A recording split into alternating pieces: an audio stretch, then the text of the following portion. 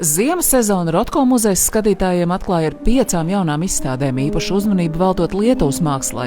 Visplašākā personāla izstāde lietuviešu laikmetīgās mākslas zvaigznei Medai Norbutaitei ar humoru piesitienu un sociāli, politiski, vēsturiskā mākslas atsaucēm. Izstāde Ķīlis apvieno manas 2 pēdējās darbu sērijas. Abās zvēri ataino cilvēku psiholoģiskos stāvokļus.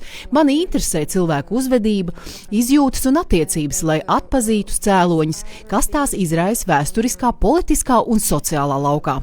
Gandrīz no katras izstādes kāds no mākslas darbiem pēc tam nonāk Rotko muzeja krājumā. Mēs priecājamies, ka arī māksliniece no Lietuvas Meda Norbutaite ir uzdāvinājusi lielisku kompozīciju, kas papildinās mūsu krājumu. Meda ir unikāla gleznotāja lietuviešu laikmetīgās glezniecības ainā, jo viņa caur savu grotesku simboliem, tēlu valodu un figuratīvismu laikmetīgā valodā beidz brīnumu. Ja Medas Norbutaites gleznu izstāde cenšas tracināt sabiedrības uztveri un mieru, tad 2 citas lietuviešu gleznotājas vairāk pievēršas sapņiem un iekšējā miera nepieciešamībai. Tā ir cita pasaule. Es gribēju tādu radīt un pasaukt skatītāju pabūt pašam savā pasaulē.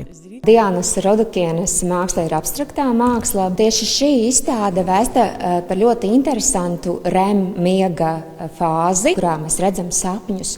Abstrakciju, garīgumu un ekspresionismu pauž 8 mākslas konsorcija pašmina ārta pārstāvētie dažādu valstu autori. Pirmajā mirklī jūs redzat atšķirīgu mākslu, bet ielūkojoties dziļāk atklājas to savstarpējā saistība. Piemēram, ķīniešu mākslinieks Džanu Dao, kurš sāka ar tradicionālo ķīniešu kaligrāfiju, bet pēc 60 gadiem rada abstrakto mākslu. Cits piemērs – Pēters Bakhaus, kurš lieto eksplozīvo abstrakto glezniecību. Es daru to, ko daru, un vienmēr mainos. Es sekoju procesam un vienmēr esmu pārsteigts par sevi. Man nav nekāda īpaša nolūka veicot šīs ekspresijas, jo māksla sākas šeit un tagad.